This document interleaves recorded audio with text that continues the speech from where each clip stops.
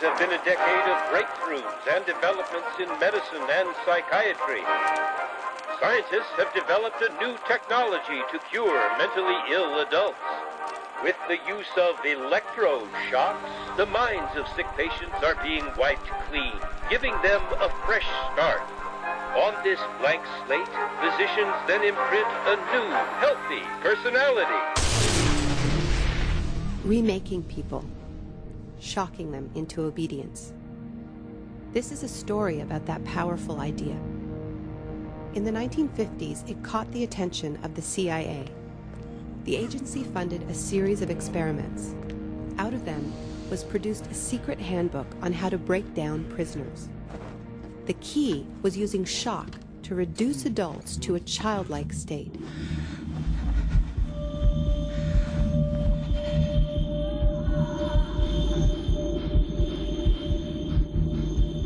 It's a fundamental hypothesis of this handbook that these techniques are in essence methods of inducing regression of the personality. There is an interval, which may be extremely brief, of suspended animation, a kind of psychological shock or paralysis. Experienced interrogators recognize this effect when it appears, and know that at this moment the source is far more open to suggestion, far likelier to comply than he was just before he experienced the shock.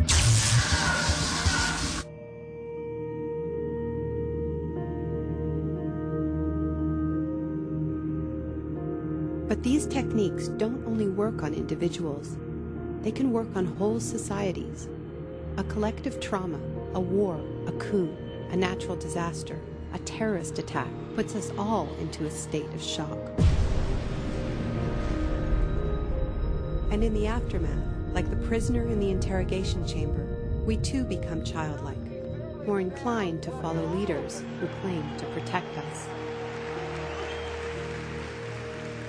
One person who understood this phenomenon early on was the most famous economist of our era, Milton Friedman.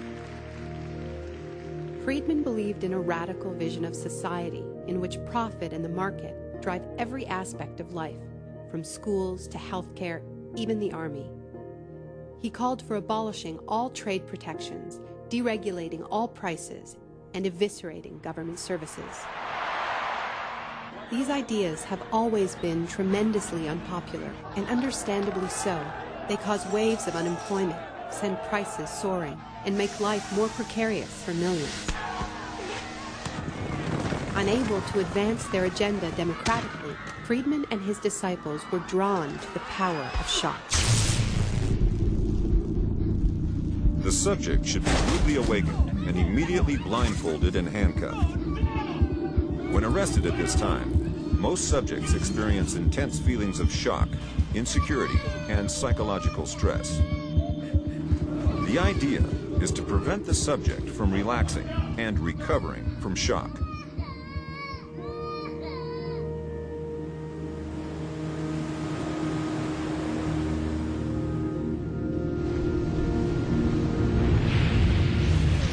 Friedman understood that just as prisoners are softened up for interrogation by the shock of their capture, massive disasters could serve to soften us up for his radical free market crusade. He advised politicians that immediately after a crisis, they should push through all the painful policies at once before people could regain their footing. He called this method economic shock treatment. I call it the shock doctrine. Take a second look at the iconic events of our era, and behind many, you will find its logic at work. This is the secret history of the free market. It wasn't born in freedom and democracy. It was born in shock.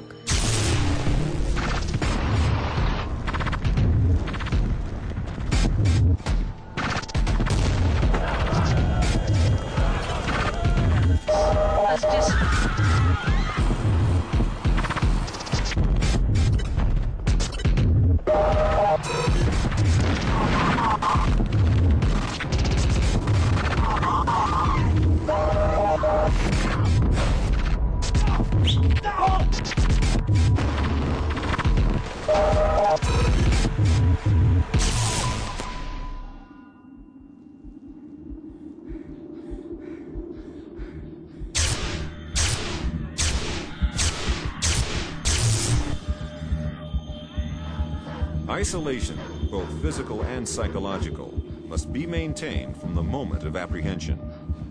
The capacity for resistance is diminished by disorientation. Prisoners should maintain silence at all times. They should never be allowed to speak to each other.